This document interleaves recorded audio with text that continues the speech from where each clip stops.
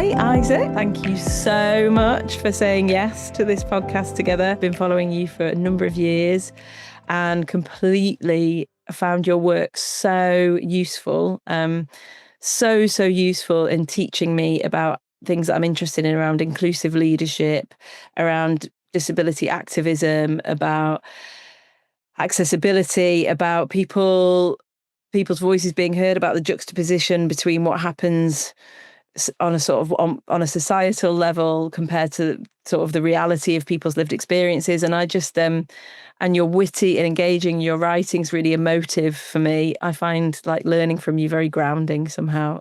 So it's wonderful to be here to talk a little bit about all of you and a bit about inclusive leadership. I'm Naomi Whitehead, and I'm a solution-focused practitioner, coach, trainer, and director. Yeah, well, thanks for having me on your podcast, which is very cool, and I do appreciate your support throughout the years. Before we start recording, I was didn't realize you'd been following me for so long, which is quite cool.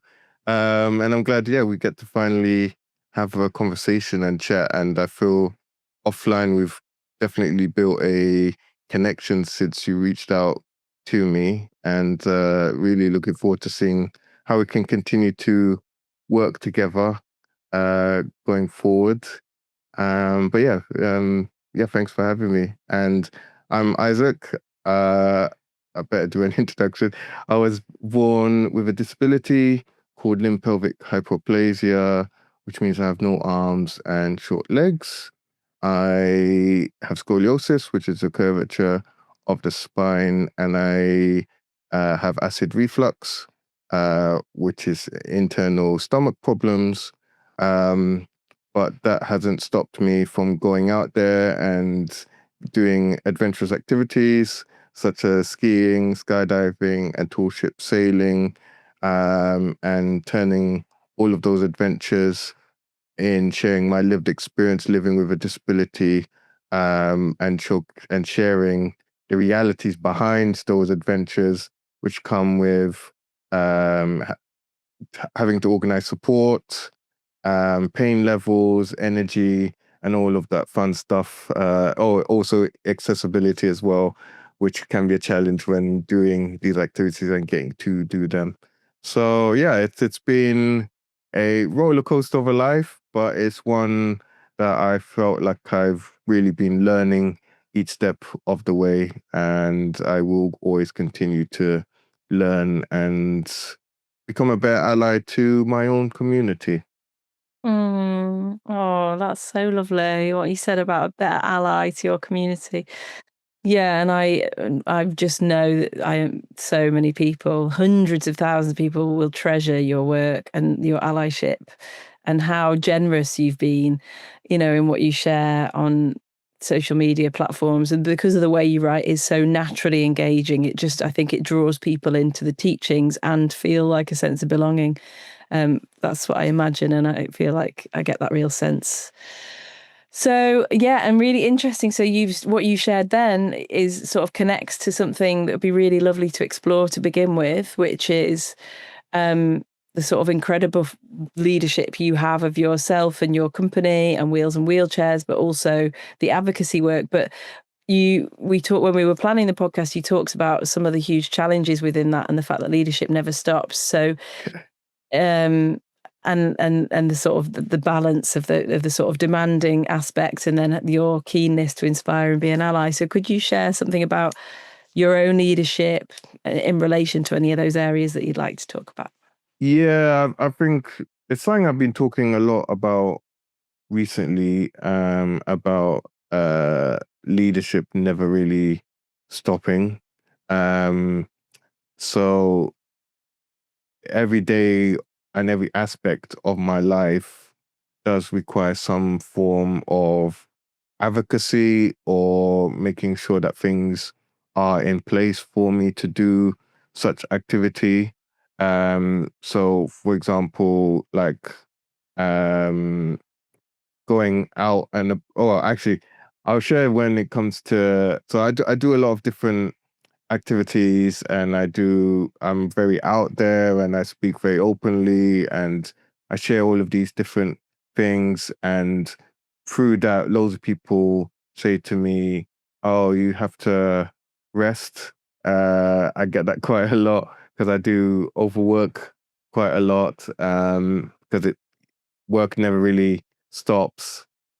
And I always turn back to people and say, I would love to take a break, but I have to still continue being a leader in the aspect of I still have to plan.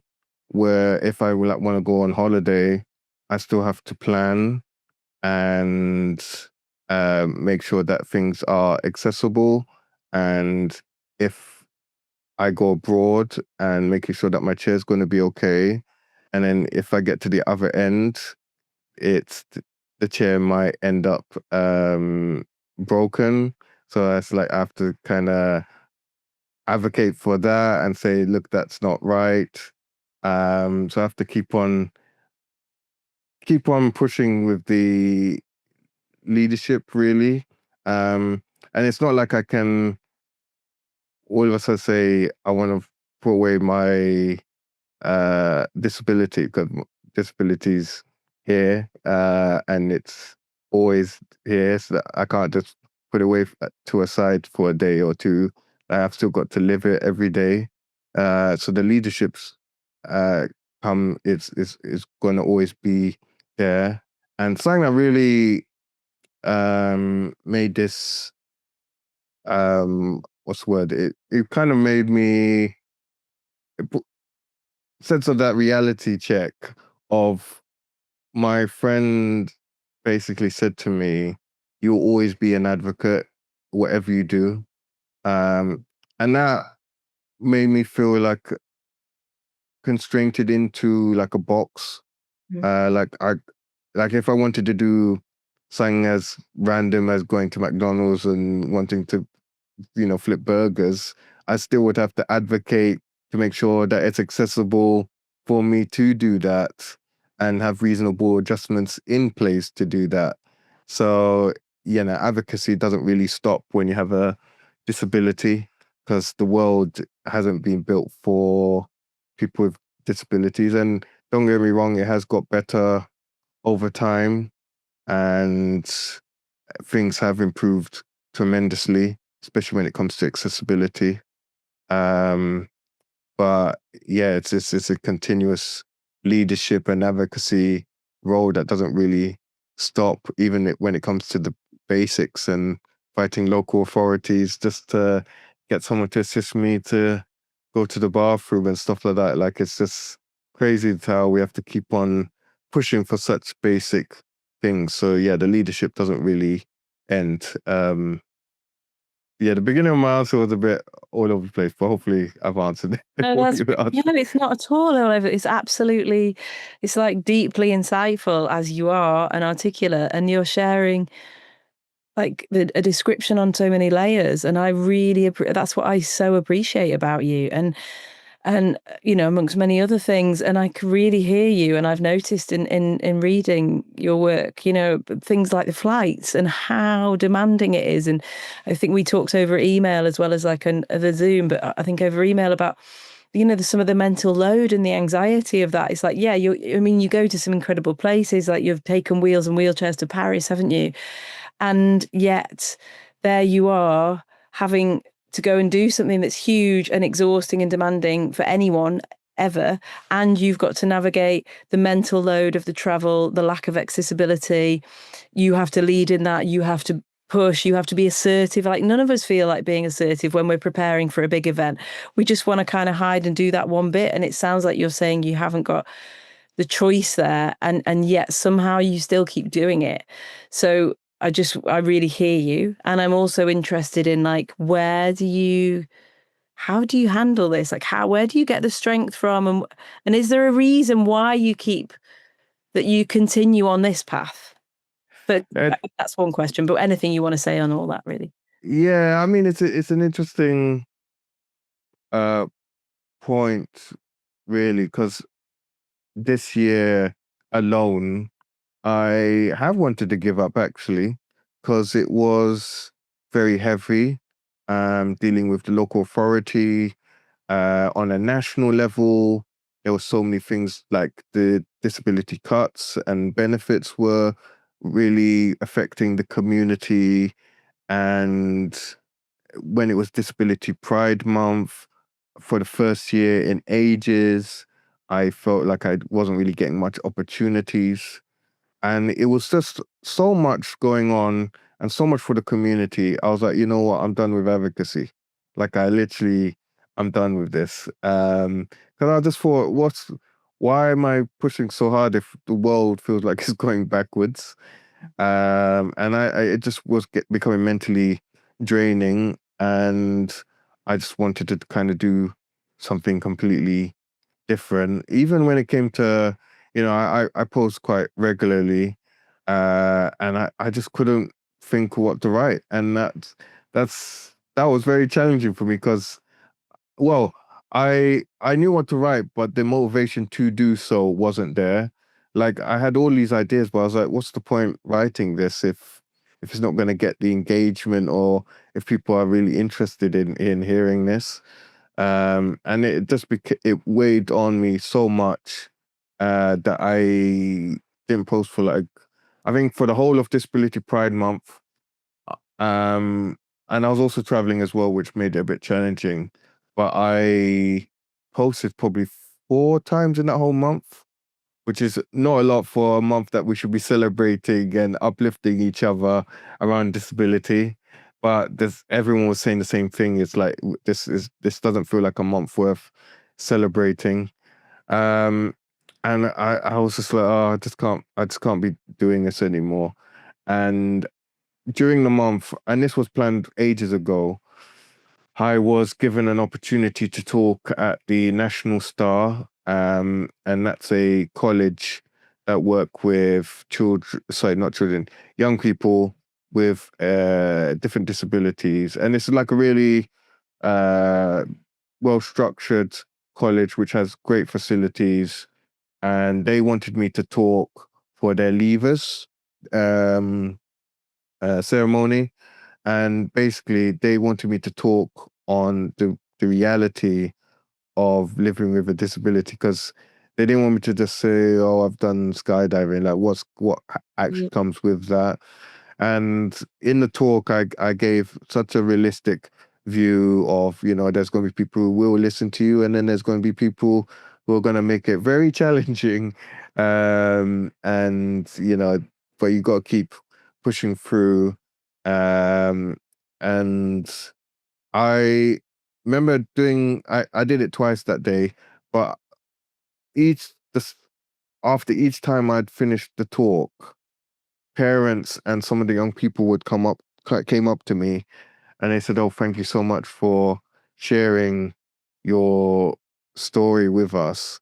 And some said, "Oh, it's given me a bit of motivation and a bit more understanding."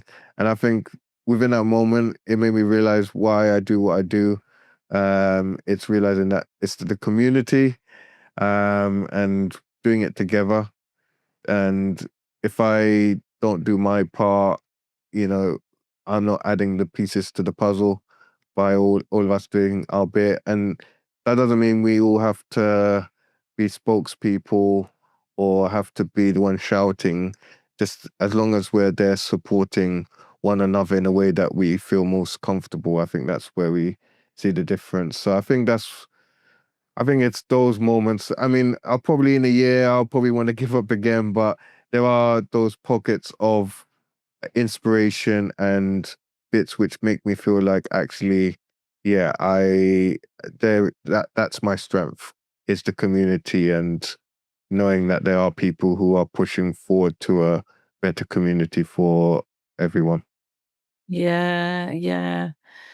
And it sounds like it's so true to your kind of essence that in the end you get your inspiration from the community and supporting others.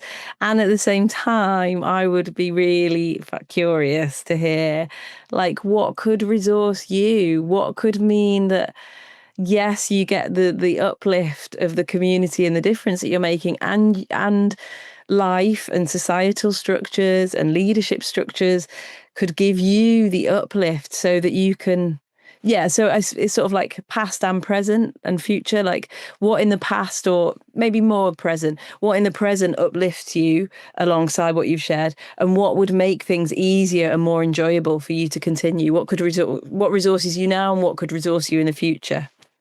I'm also going to bring the past into this. Um, Great, great, great. I feel the past, present, and future, the one thing that makes the whole situation challenging is the lack of communication.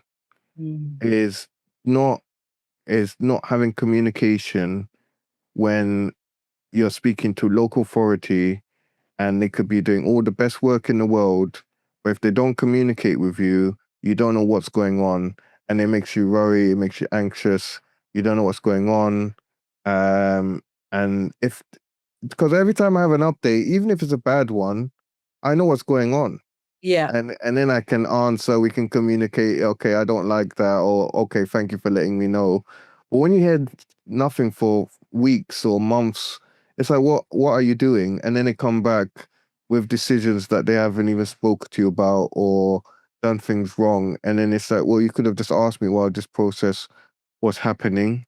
Same goes with when it comes to companies and making sure that things are accessible, or making sure that they're inclusive. Sometimes they just base it on assumptions.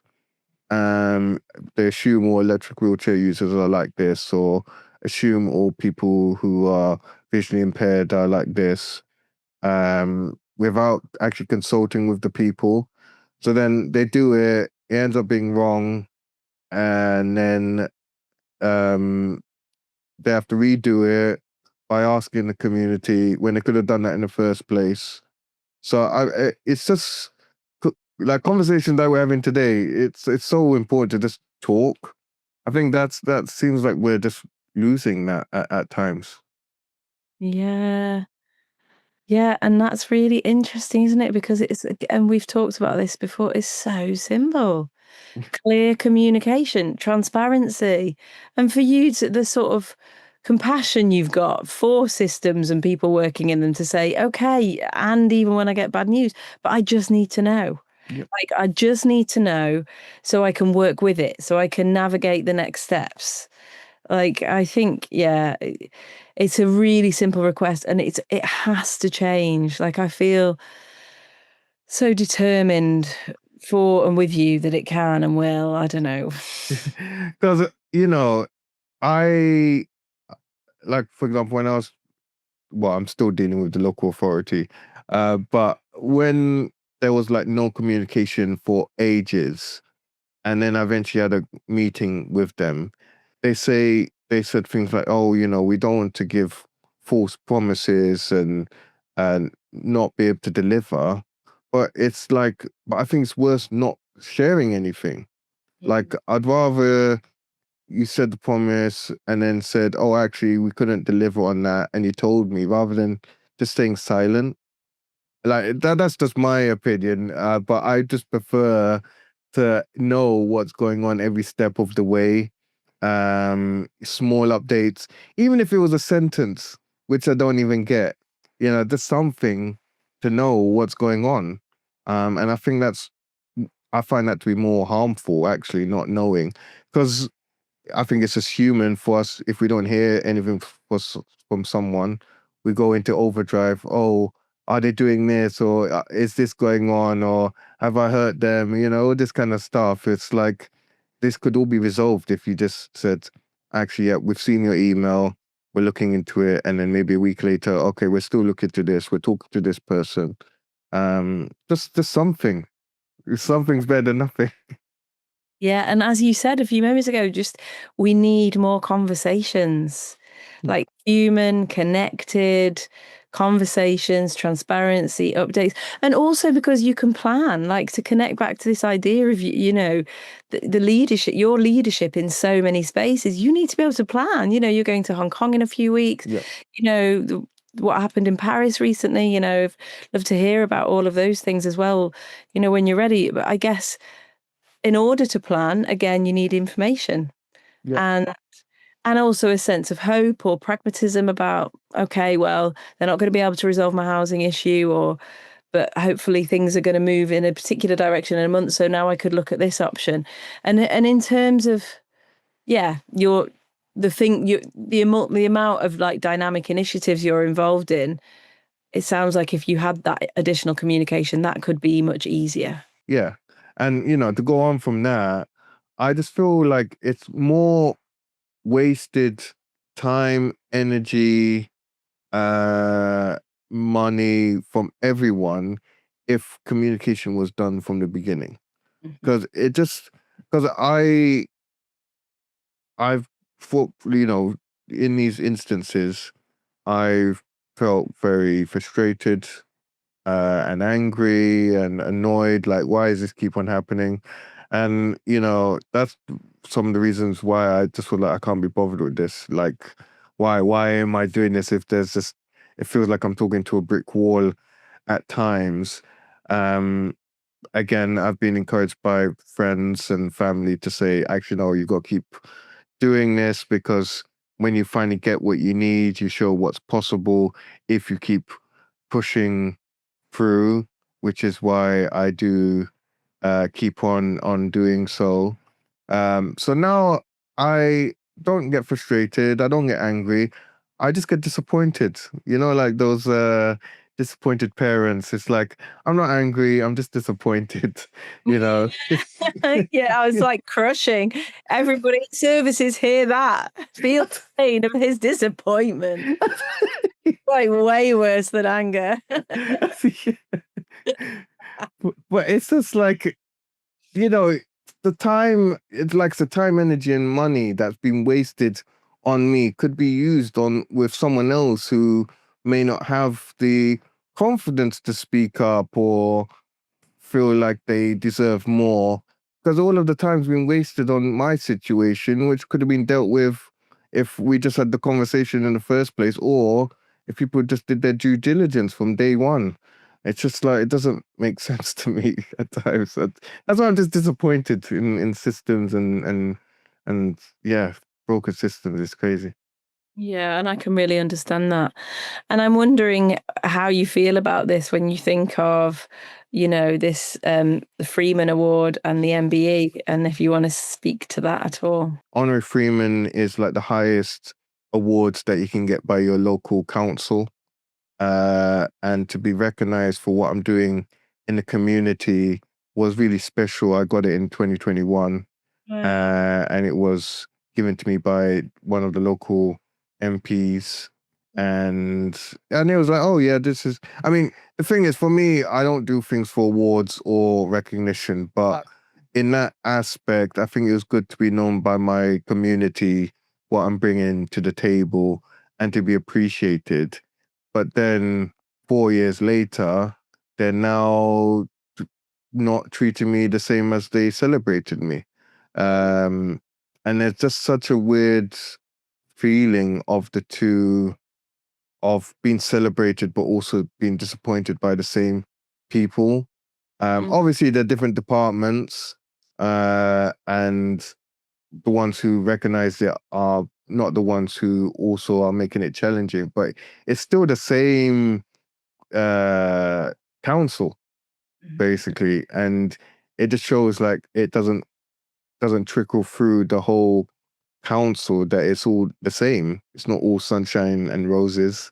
It's those challenging bits. And I, for a long time, while I was dealing with the housing and everything this year, I didn't mention the honorary Freeman or being an MBE, because I didn't see any point to.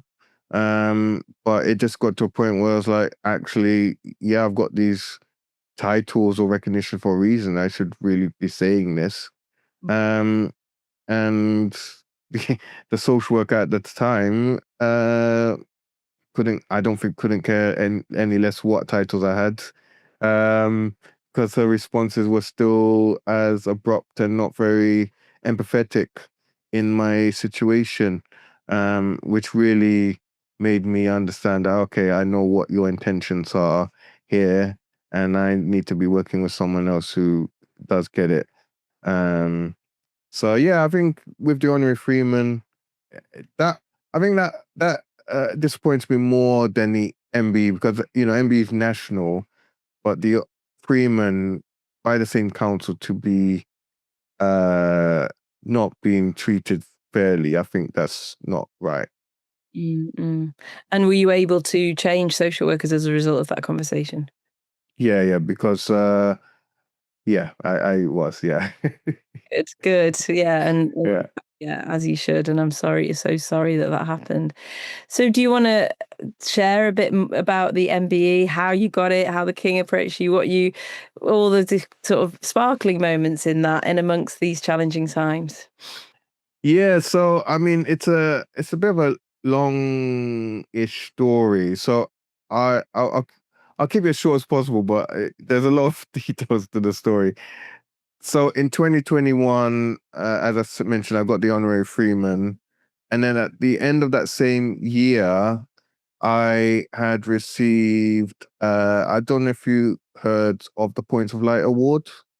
No. Um, so the Points of Light Award was a recognition by the Prime Minister, who was Boris Johnson, who was giving out an award every day during COVID to people in the community who are doing good work. Um, so I and the founder of Wheels and Wheelchairs was given this award on the International Day of People with Disabilities, Wow. which was quite cool. So we've been given this a recognition, and then a year later, we had been invited to 10 Downing Street to, yeah, some of the winners were, I think, well, most of the winners were invited to go to 10 Downing Street for a garden party. So I ended up going, and they said when we were outside, "Oh, Boris Johnson's not in." We were like, okay. And then we got in, and then Boris Johnson was there. I don't know why they didn't tell us outside, but maybe just in case we were saying, oh yeah, he's actually into it. I don't know. But we ended up, he came, he gave a speech, and I ended up speaking to him for like 5 minutes. It was quite a long time, and a lot of people. I thought it was, he was respectful and he was actually speaking to me. A lot of people said, "Oh, he's doing it for the cameras," but you never know. But now, yeah, had that conversation. The garden party finished, and then at the end of 2022, I got an email to say that the Prime Minister had nominated me for an MBE, and if I would like to accept the honor. Again, they ask you that because of its history Yeah. with the British Empire and things like that. Um, and I actually did think about it, but then I was like, for one, it's a great opportunity to showcase people with disabilities and what people can do if they put their minds to it.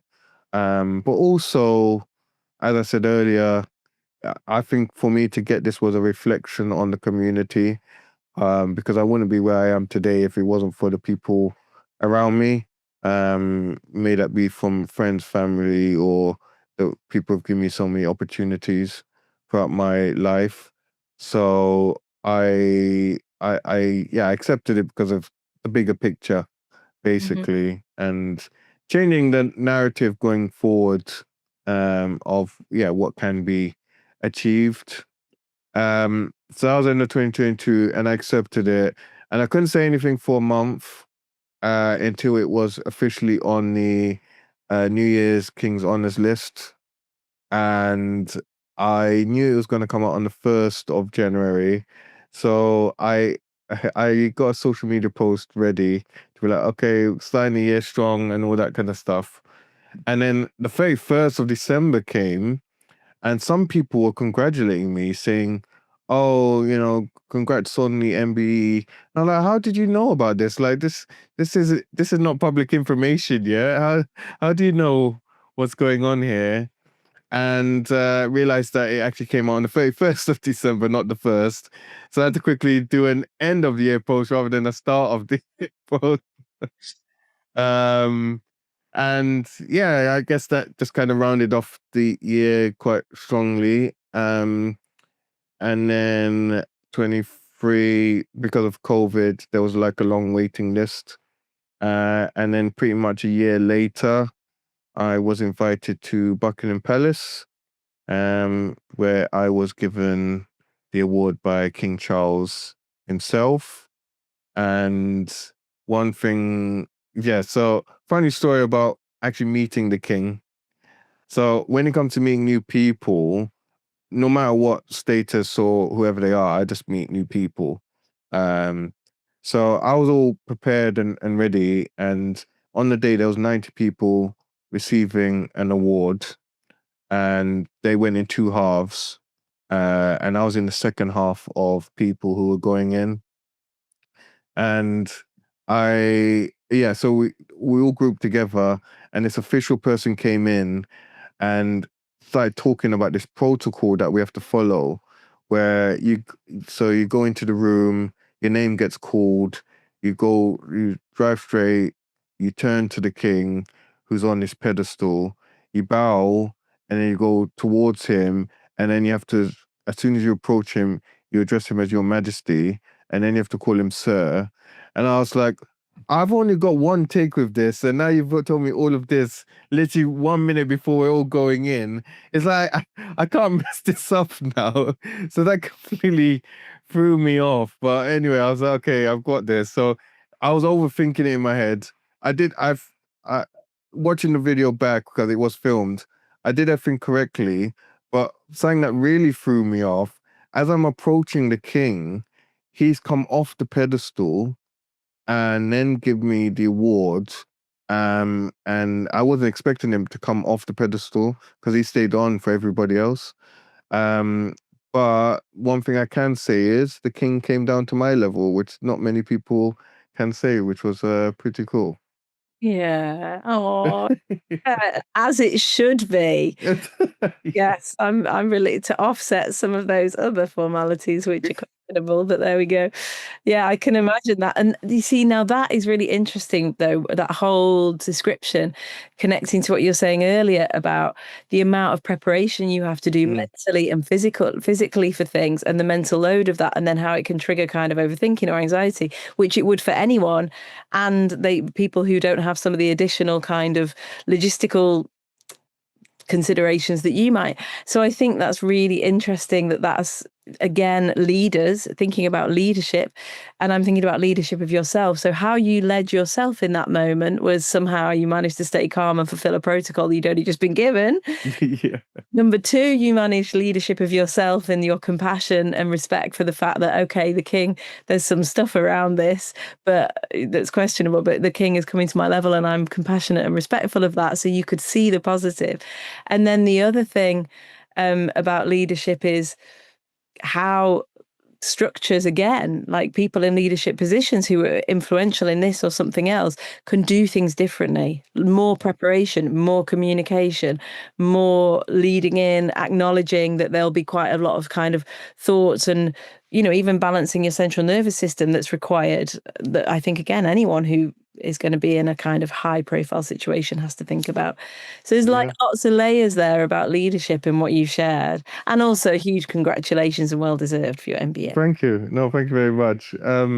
I think the one from that, like the other thing that really was quite pressurizing was we only had like between 1 to 2 minutes of conversation with the king. So it's like you have to cram in so much, and also, I mean, you don't want to tell me your life story, but with the questions he asks you or how the conversation goes, you just could keep it very brief. Um, and that was quite hard to do, but we managed. We managed. Yeah, it was cool. Oh, I'm glad it was cool. Yeah. And you, Well, but you'll be surprised to know Um, for the ceremony, well, so actually, I'll tell you this. So on the itinerary and invitation, it was a dress code and where you have to be and all this kind of stuff. And you'll be surprised to know on the itinerary and on the actual day, it said refreshments, and then it said there will be no refreshments. So there wasn't any food or anything like that there, apart from a glass of water if you ask for it. Yeah, I mean, yeah. I hardly know what to say about that. I mean, if you look at even the building that you're in, I'm sure there's the financial availability to refreshments and food. Yeah, apparently they stopped it since COVID, but yeah, I don't know. And you see a glass of water if you ask. Wow. Yeah, they weren't offering it there. You just had to ask for it, yeah. So if you're assertive enough in your moment of nerves, in one of the biggest moments in your life, if you organise me some water. Oh my goodness. Wow. I can't I am. I'm speechless. Yeah. Thank you for sharing. I think that'll be quite illuminating for our listeners. Yeah. But another thing, speaking about leadership as well, actually. So something else that happened on that day. So after everything went and we left Buckingham Palace, I had organized afternoon tea actually for me and my guests in Central, which was nice. But me being me, I can't just do one thing in one day. So that same evening, it was and it's not a thing anymore, but it was that there was this awards called the Disability Power 100, and I was on the list that year on the Power 100, and it was that same evening. So I finished Bucket Palace. I'd done the afternoon tea, and then I traveled all the way to West London to Wembley to go to this awards evening because I was on the Power 100. So I kind of just did it all in one day. And looking back, I feel like I should have just done one thing and kind of processed it. But because I just did the full day, it was kind of a lot. So I did two leadership things in one day. Yeah. Yeah. Which is a lot anyway, and particularly a lot with the things that you like required to navigate. Congratulations though for being in the Power 100. Thank you. Amazing. And it's really, thank goodness, in so much of that you take the time and the discipline and the focus and the thoughtfulness to reflect on and share. Thank goodness that there is the recognition for that, like you said, that benefits not only you but the wider community and benefits actually, I would say, society at large, because when, I'm going to say when, because I'm manifesting hard here, when the world becomes more inclusive and accessible, there'll be, more innovation, more fresh perspectives. Every kind of human being will be welcomed into every kind of space and can share, their inspirations, which is going to mean higher performing world, with greater humanity. So these acts are so beneficial. So I'm really glad that that you've received these awards, considering how much you do. Yeah. Sorry, I was just gonna say, going on from when you said about when, because it just reminded me on how it benefits everyone. People need to realize when it comes to accessibility and disability, it's not if, but when you acquire a disability.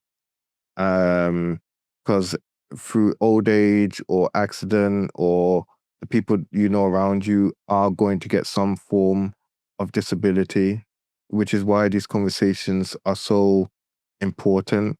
Because making something accessible is not just for people with disabilities, it's for everyone. And making something accessible and inclusive is only future-proofing your workplace or your restaurant or your hotel.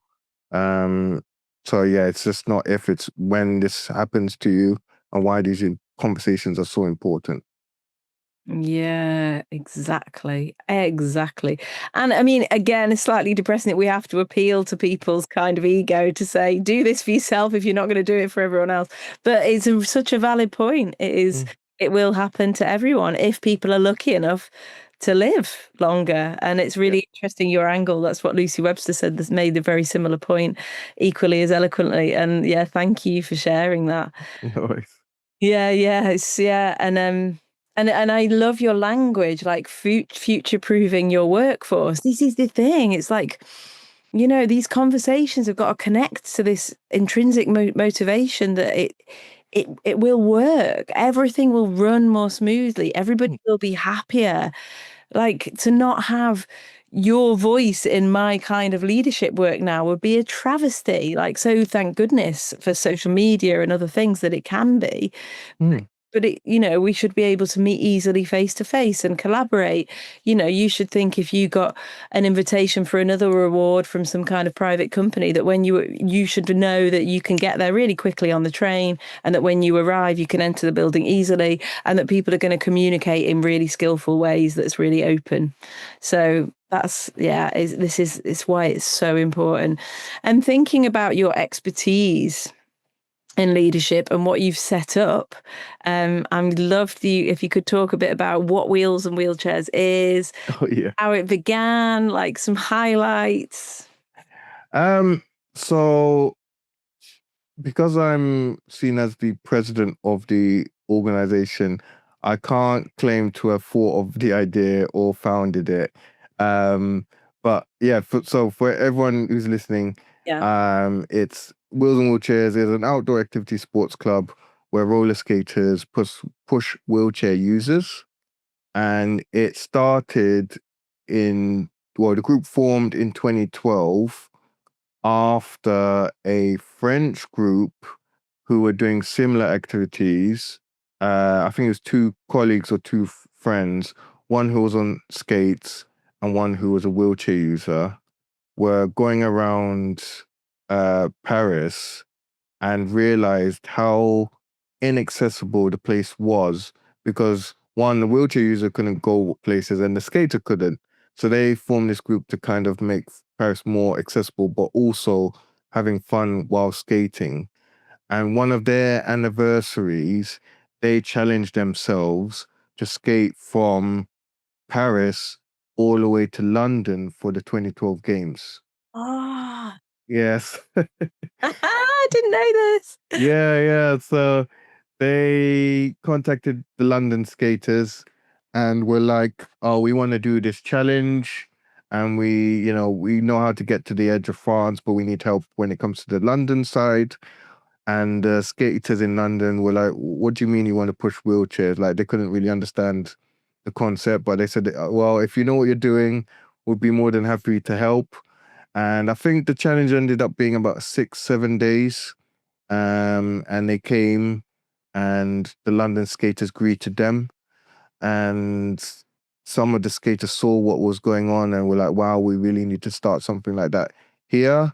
And that's when a doctor from a hospice, Mahayman, and two other skaters formed Wheels and Wheelchairs. And they first started taking out people from a hospice around the local park on a frequent basis. I don't think it was weekly, but it was on a frequent basis. And then they would join the bigger skates in London where they would go around the streets of London on a Sunday. And then eventually they started going to Battersea every Saturday morning. So that was 2012. And then 2018, I went to Winter Wonderland in Hyde Park. Do you know Winter Wonderland? No, well, again, I'd say for that because there's a lot of international listeners. So if you say what that is. So basically, it's a Christmas market that happens in Hyde Park every year. Very expensive, but it is worth going at least once. I feel, but it's just nice to go. So I went with a friend in 2018, and we went on the ice rink in my electric wheelchair, and I was going around the ice rink, and an ice marshal came up to me. His name was Alistair, and we were talking about, random things. And he said, would you be interested in wheelchair roller skating? And I thought, what's that? I've never, I've done, like I said, the skiing and all that kind of stuff, but wheelchair roller skating, that sounds interesting. So he was like, oh yeah, we go out weekly, and we're all the wheelchair users enjoy it, and we have this president called Janet, and she really enjoys it, and come along one Saturday, and more than welcome to join us. So I was like, okay, cool, sounds good.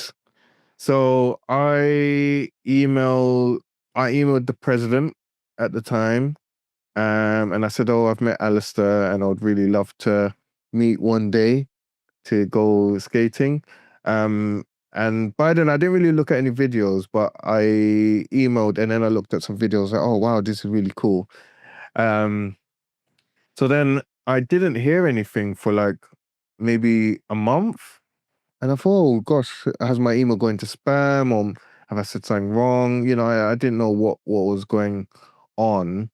And then a month later, oh, sorry.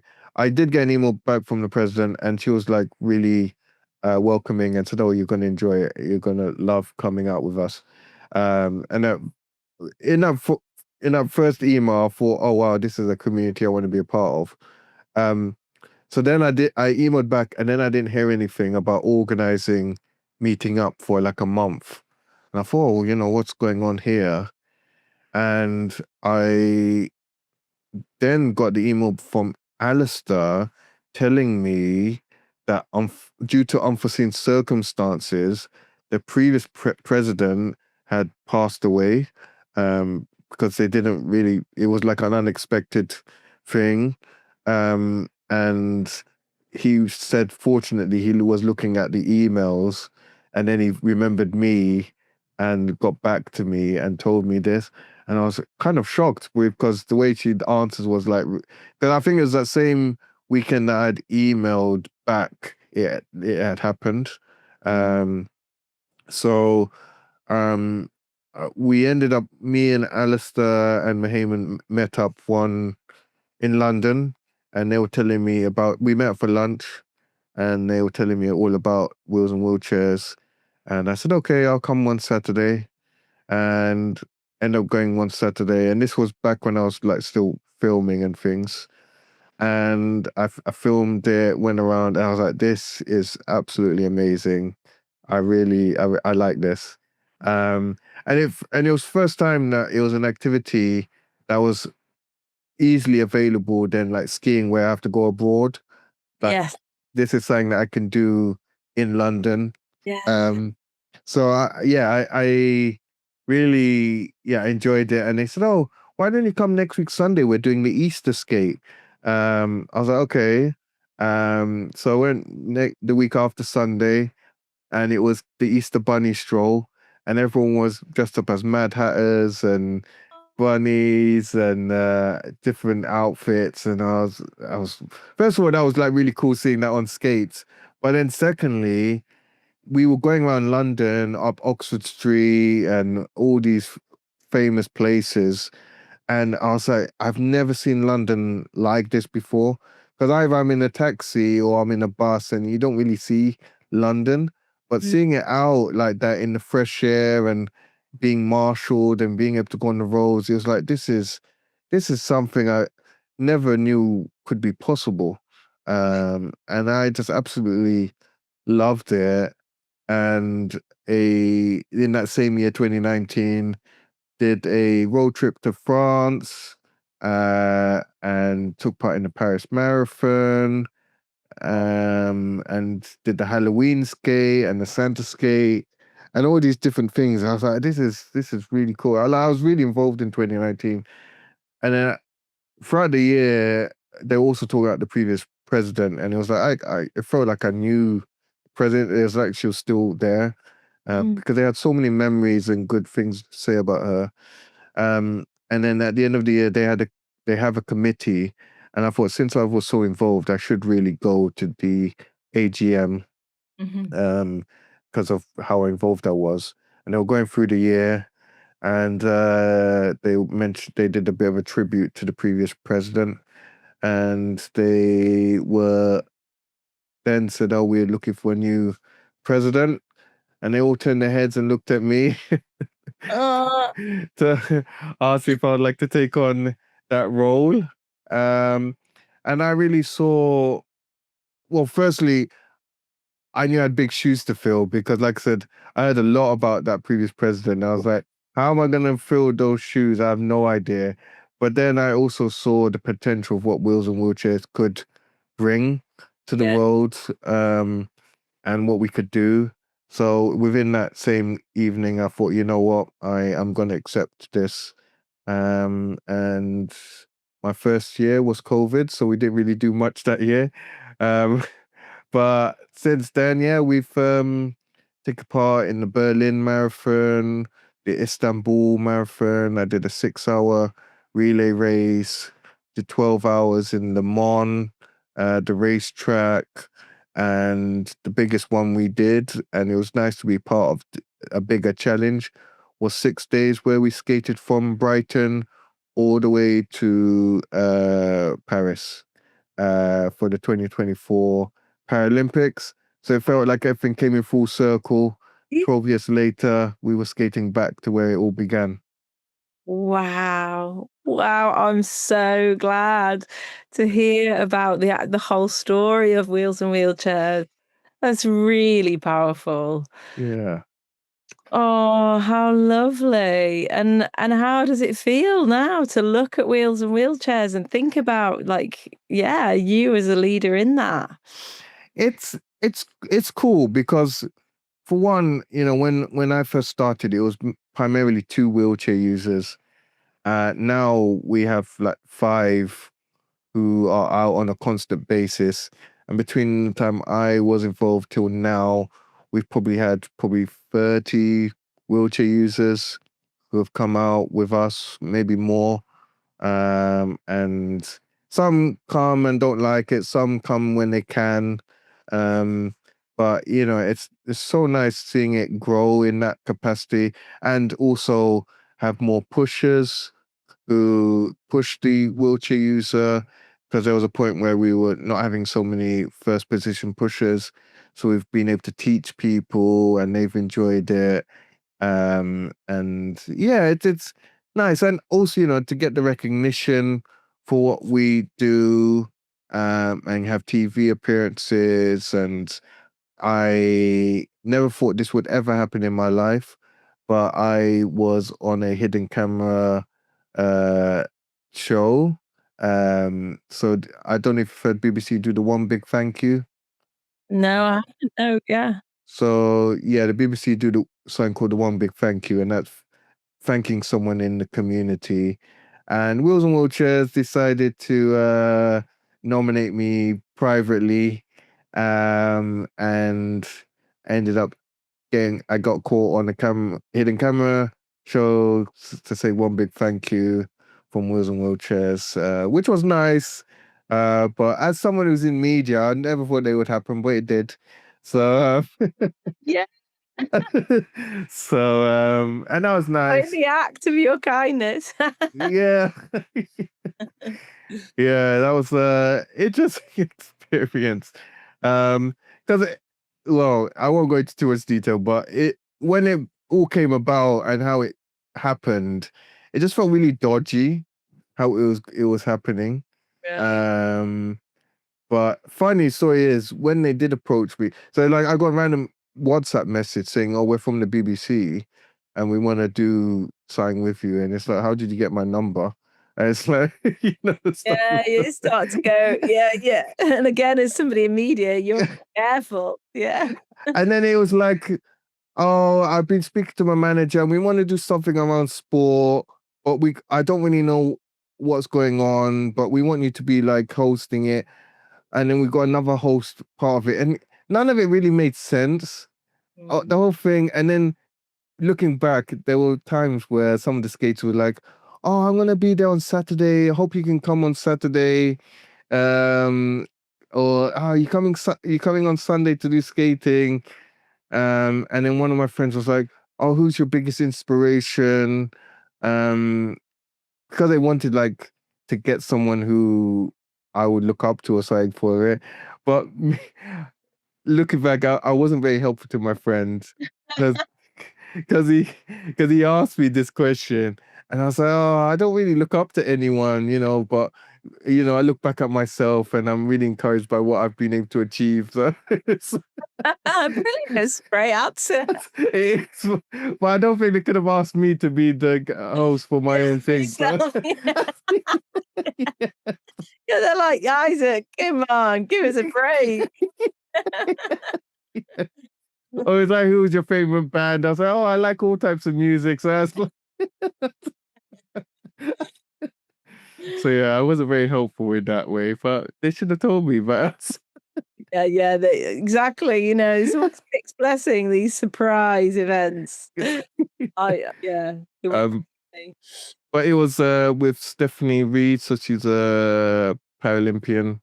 Didn't know anything about her beforehand, so I had to literally watch a documentary about her. Because basically they wanted me to talk about wheels and wheelchairs, but also ask this Paralympian questions. So I was like, okay, I better be prepared for this. So I did the interview. They didn't it for the interview, they didn't show all of what had happened. But basically I was asking her questions and it was a good back and forth. And then all of a sudden, I would ask a question, she was like, "Oh, I'm sorry, I can't answer that question." And I asked another one, and she said, "Oh, I'm sorry, I can't answer that question." And in my head, I was like, "You've come all of this way, and you're not answering questions. Like, what's going on?" And in my head, I was about to say, "Oh, are you okay? Should we just stop for a second or whatever?" So I asked the third question. She said, "Oh, I can't answer that." I said, "The reason I can't answer that because actually, this is not about me. This is about you." And that's when they revealed it, and then she said, "Oh, I have one more surprise for you."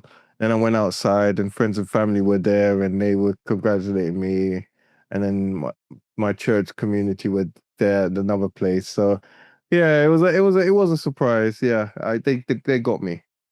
Yeah. They did get They me. really well and truly got you. It's like so many moments of confusion on your part. Oh, I hope it was good and the pinnacle moment where you were celebrated. Yeah, I mean, I'll be honest, I'm not a fan of surprises, Me but neither. With you. My partner knows never to arrange a surprise. but I think again, recognition for wheels and wheelchairs is important. So yeah, yeah, it was nice. Yeah. Well, we've come to the end almost. We knew, didn't we? We both said we're going to end up chatting for ages. I guess. So I just wanted to comment on one thing and hear your last kind of words, if that's okay.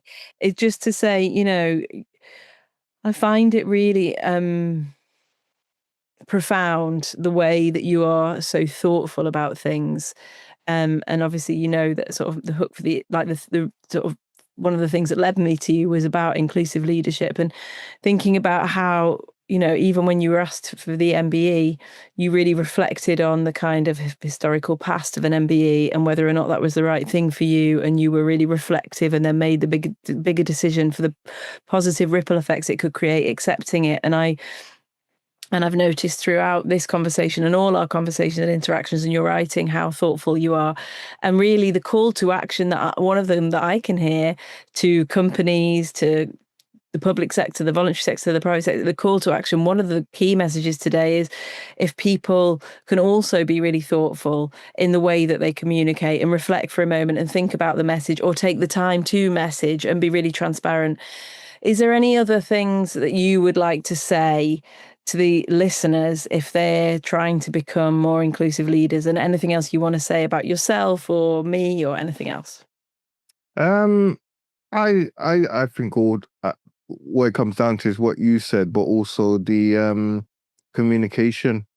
communication is key in all aspects of leadership and inclusion. And if we don't have the time to have these conversations, then we will never learn or be able to really understand one another and realize actually there's a lot more that can be learned about oneself by having a conversation. Because I would say, I'll keep it very brief.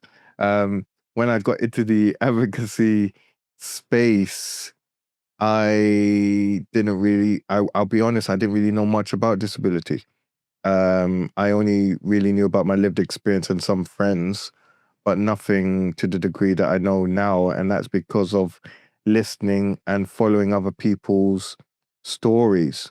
Like, I didn't know about adaptive clothing was a thing until someone approached me and told me about it. I didn't know about image descriptions and alternative text because I didn't know anything about it. So hearing these lived experiences and how they affect people, and by doing small changes in my own content can make such a big difference, is what really matters. And that's because of me taking the time to listen. And also, being a leader doesn't mean to be the one always speaking. It's about listening too. Oh, thank you so much. And now you've said that, I do just want to touch on you at London Fashion Week about adaptive clothing. And recently on the Great British Sewing Bee, they had a whole section on adaptive clothing. And I was like, thank goodness, when you're talking about textiles and fashion, it features. But anything you want to say about London Fashion Week? It's a very interesting space to be in. Fashion is, fashion altogether has a long way to go. When it comes to models and egos and all that kind of stuff. But the adaptive clothing, we have come a long way since I've got involved, and there are a lot of people doing a lot of good work in the space. And for me, it was there's been pockets of times where it's like, I'm not here for the drama or the nonsense that comes with the fashion industry. But actually coming to terms with, I'm not here for an ego boost or here for drama. I'm just here for the change. So now I've kind of concentrated on just supporting my friends who are doing great in the space. And just doing it collectively to see what changes we can showcase and change by just showing good example of why this is so important and how many people are being missed out when they don't talk about it or don't implement the changes when it comes to adaptive clothing, but also just more around the inclusion of fashion. Yeah. Go on. No, I was just gonna say because another thing we were going to talk about was AI as well. But I can, if you can, I'd love to. Come on, it's really important. This is a once in a lifetime opportunity. Maybe we should do a part two. Your podcast is going to grow from here, so. Okay, part two coming soon. That's it.